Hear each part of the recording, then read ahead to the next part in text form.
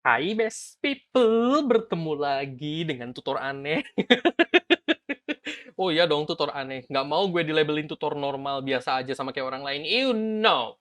Don't. I don't wanna be the same as the other teachers. I want to be unique and as fabulous as I can be. Ah! Ya, siapa yang mau dilabelin sama kayak orang lain? Kayak oh ya, dia kan tutor sosiologi ya, sama aja dengan yang lain. I want to be a very different sociology tutor.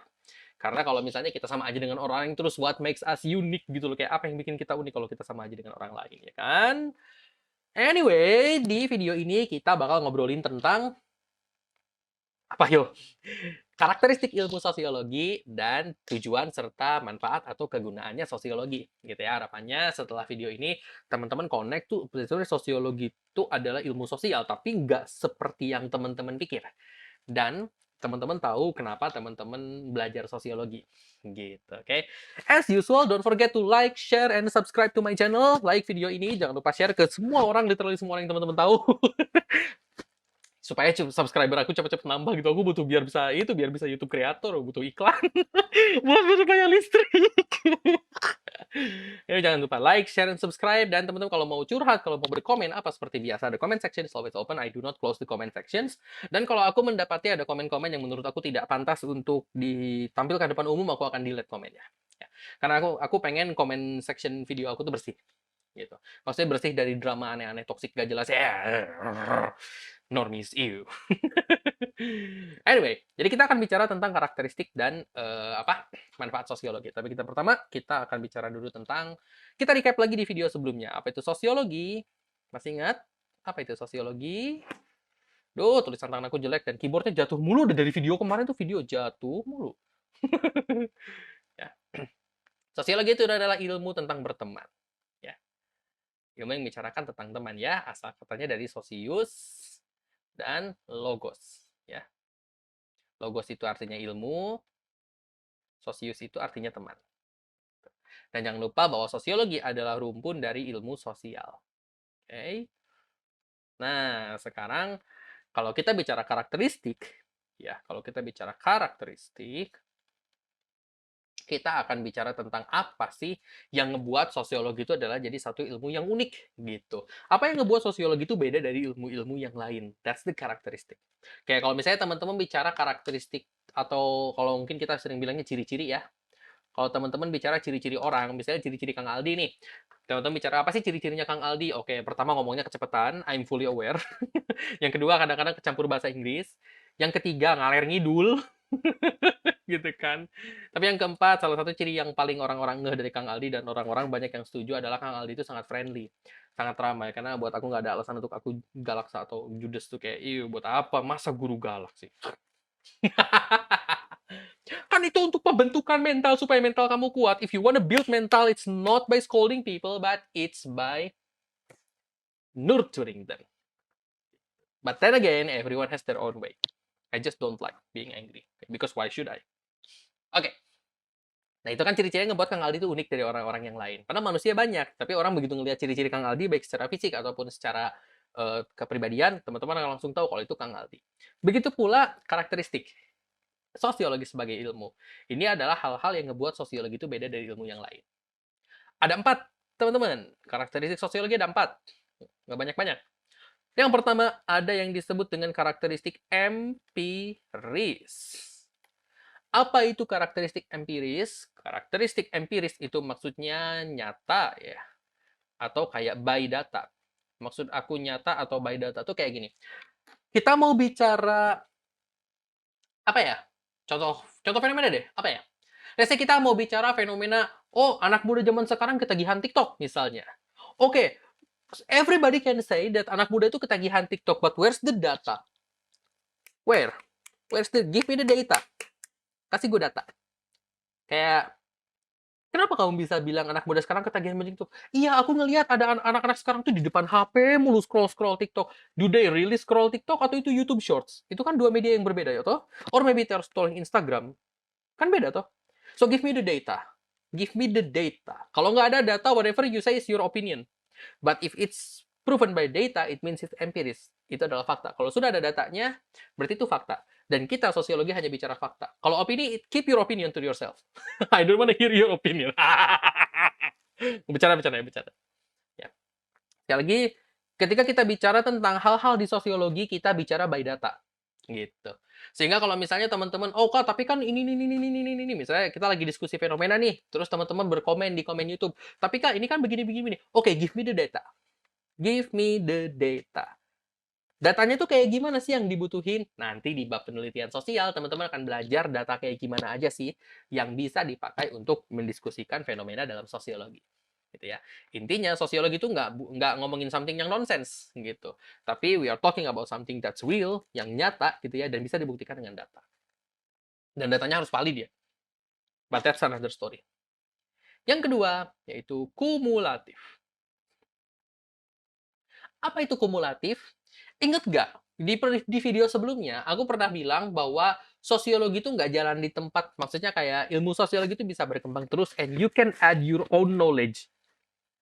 Sorry. You can add your own knowledge or contribution to the science. Gitu.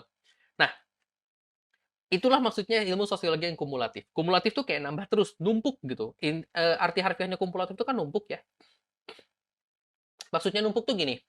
Oke, teorinya ini. Nah, nantinya kan ada yang setuju ngembangin lagi teorinya karena ini terlalu jadul, jadilah teori baru. Oh, ada yang nggak setuju sama teori itu. Akhirnya dia bikin teori sendiri karena dia nggak setuju sama teori itu. Nantinya teori itu akan berkembang lagi sama ahli yang lain, dibikin teori baru, gitu kan? Jadi ilmunya tuh nggak saklek jalan di tempat gitu, numpuk gitu loh. Nah, itu maksudnya kumulatifnya sosiologi. Ilmunya tuh nggak saklek di depak, nggak saklek di depak lagi. Nggak saklek di tempat gitu, dia nggak jalan di tempat, tapi ilmunya itu berkembang terus gitu. Dari satu ilmu, dari satu teori itu selalu bisa dikembangkan teori yang baru. Dan teori sosiologi itu bisa jadi nggak relevan loh. Nggak, it's not an absolute truth. Karena kemarin aku bilang, sosiologi itu kan ilmu yang multi perspektif, artinya sudut pandang setiap orang kan beda-beda ya, dan masyarakat itu kan berubah terus ya. Kayak masyarakat ketika teman-teman nonton video ini dengan masyarakat ketika video ini dibikin itu kan kondisinya beda gitu, sehingga bisa jadi teori yang sebelumnya berlaku malah jadi nggak relevan lagi, sehingga kita harus menyusun lagi teori yang baru. Itu that's something that's perfectly fine di sosiologi, karena masyarakat selalu berubah. Jadi kita adalah ilmu yang progresif gitu, kita ilmu yang selalu maju gitu, selalu terbaru gitu. Oke. Yang ketiga, ciri sosiologi yang ketiga adalah empiris, kumulatif. Apa yo? Masih ingat nggak? Ada 4 tuh. Ada yang udah tau nggak? Ada yang udah tau nggak? Ada yang mau tebak? Alright, non-etis. My favorite. Non-etis maksudnya kita tidak mempermasalahkan baik buruknya fakta. No ya, ini aku kasih cakra. No mempermasalahkan baik buruknya fakta.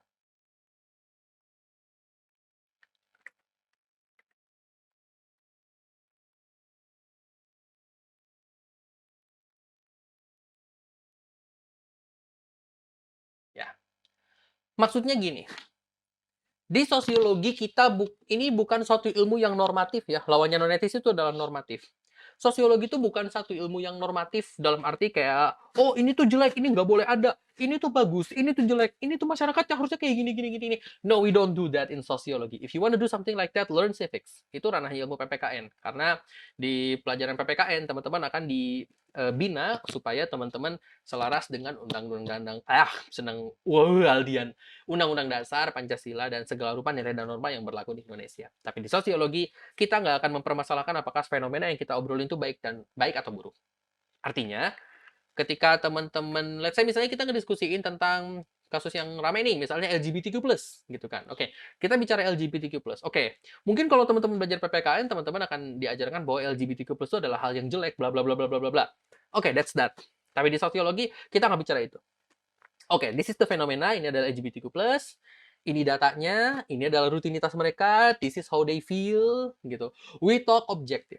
Kita bicara objektif. Kita nggak mihak manapun, ini yang nyata terjadi di masyarakat, ini datanya, plug, let people decide what they want with that data. But basically, ketika kita bicara itu, kita nggak akan membicarakan ini benar atau salah, ini bagus atau enggak. Artinya, in sociology, you are free to talk about any kind of issues, any kind of topic. Teman-teman bebas untuk membicarakan isu apapun, topik apapun ya. yang terjadi di sekitar kita, apapun itu selalu bisa dibicarakan di sosiologi. Selama itu adalah suatu hal yang terjadi di masyarakat. Nggak perlu takut, wah Kak, tapi ini nanti isunya mengandung SARA. Kalau kita berusaha menyudutkan satu pihak tertentu, itu SARA, itu muatan SARAnya gede.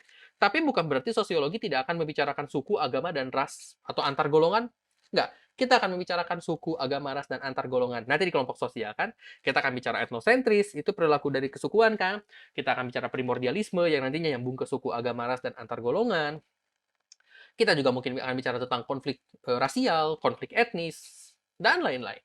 Jadi sebenarnya hal-hal yang SARA, kalau aku biasanya kalau di ranah, aku pernah baca di mana ya aku lupa. Jadi mereka tuh nggak lagi bilang SARA, mereka tuh bilangnya SARA tapi pakai P. Jadi gini, emang bener, emang bener. I know what you're thinking. Emang bener. Suku, agama, ras, antar golongan, dan politik. Maksudnya tuh itu. Suku, agama, ras, antar golongan, politik. Itu tuh dipakai loh, serius. Tapi di sosiologi kita akan membicarakan hal-hal yang SARA plus P. Aku nggak mau bilang sarap di video. Kita akan bicara tentang hal yang SARA plus P, tapi SARA plus P. Tapi bukan dalam konteks kita berusaha untuk nyudutin suku, agama, ras, antar golongan, dan politik tertentu. Tapi kita bicara bahwa ini adalah fenomena yang terjadi di masyarakat. Gitu. Ya mungkin teman-teman akan sering ngelihat aku nyindir-nyindir atau sarkas, because that's what I love to do. But then again, we are not going to discriminate any kind of suku, agama, ras, antar golongan, dan politik. Ya. Jadi intinya di sosiologi kita tidak akan mempermasalahkan itu baik atau buruk atau bagaimana, enggak. We can talk about anything. Dan yang terakhir, di tengah sini deh, takut kehalangan. Sorry, saya lagi pilek. Yang terakhir adalah teoretis. Ya. Teoretis itu maksudnya menyusun abstraksi. Ya. Menyusun abstraksi dari fakta. Jadi dari fakta atau fenomena, kita terangkan abstraksinya. Maksudnya tuh gini, mungkin ini kedengeran kayak terlalu berat buat teman-teman yang baru pertama kali belajar ilmu sosial, but here's how it goes. Misalnya nih, oke, di masyarakat terjadi konflik yang melibatkan dua supporter sepak bola, si biru dan si oranye. I really believe that you know what I'm talking about. Si biru dan si oranye ribut lagi gitu. Kedua tim sepak bolanya bertanding di stadium mana, supporternya langsung ribut gitu. Oke. Nah, itu kan fenomenanya. Kita berusaha jelaskan, misalnya kenapa ini fenomena bisa terjadi. Oke, fenomena ini terjadi karena misalnya terjadi animosity atau terjadi rasa permusuhan antar dua supporter tim, dan rasa permusuhannya ini berlangsung selama terus-menerus gitu. Nah, itu kan menyusun abstraksi dari fakta. Dari hal yang terjadi di masyarakat, kita berusaha untuk jelasin gitu, using teoris. Yang namanya penjelasan itu kan abstrak, makanya disebut abstraksi. Jadi, oke, contoh lain misalnya. Kenapa sih ketika misalnya ada sesuatu, pasti akan ada kelompok X gitu ya. Misalnya kemarin nih, aku inget ya rame-rame. Kemarin itu kan rame-rame konser Coldplay tuh, lagi di demo sama diprotes sama kelompok tertentu. And I really believe that you know what group I'm talking about. Kan diprotes tuh sama kelompok tertentu, sampai bikin statement, nanti di bandaranya dihadang, and all the stuff gitu ya. Nah, kita berusaha jelaskan kenapa sih kelompok yang bersangkutan memprotes kehadiran, memprotes diselenggarakannya konser Coldplay di Indonesia. Oh, mungkin karena member Coldplay-nya ternyata mereka publicly supports the LGBTQ plus movement, dan kebetulan LGBTQ plus itu nggak disupport di Indonesia. Misalnya gitu. Gitu. Berarti ini ada terjadi some kind of like an ideological mismatch gitu ya. Ketika yang satu nggak mau mereka datang ke kita karena dikhawatirkan bla bla bla, atau karena dianggap nggak cocok sama culture kita dan lain-lain. So as you can see, we kind of explain what's going on. That's teoretis. Kita jelasin apa yang terjadi. Itulah teoretis. Gitu. Ya. Jadi simpulannya, ciri-ciri sosiologi itu ada 4 ya. Empiris, yaitu kita ngomongin hal yang nyata atau by data. Kumulatif, maksudnya satu teori bisa berkembang jadi teori lain. Non-etis, itu kita tidak mempermasalahkan baik atau buruknya fakta. Ya, tidak, aku tulis tidak nih, biar nggak biar nggak disangka ngajarin yang salah lagi. Nah, ups, HP aku bunyi. Ketahuan banget bunyinya apa. Oke. Dan teoritis. Teoritis itu maksudnya dari fakta kita susun suatu abstraksi. Gitu. That's ciri-ciri sosiologi. Tadi di awal video aku ngomong kita pengen ngomongin ciri-ciri sama manfaat. Cuman kayaknya videonya udah terlalu panjang. Ini udah 15 menit ngomongin ciri-ciri doang. Ya, it's okay. Kita bisa ngomongin manfaat di video yang lain. Oke? I hope you guys enjoy this video. Selamat belajar, selamat menikmati masa-masa sekolah. Seperti biasa, jangan lupa like, share, subscribe. Dan kalau misalnya teman-teman ada ide topik, mau curhat, atau mau ngasih kritik, masukan, saran, feedback, whatever gitu ya, the comment section is always open. Kalau teman-teman butuh latihan soal, tinggal download di aldianhu.site. Situs ada di deskripsi. Kunci jawabannya juga ada. Kalau mau ketemu sama aku untuk private class, you can also check how you can book a private class with me dari website. See you in the next video.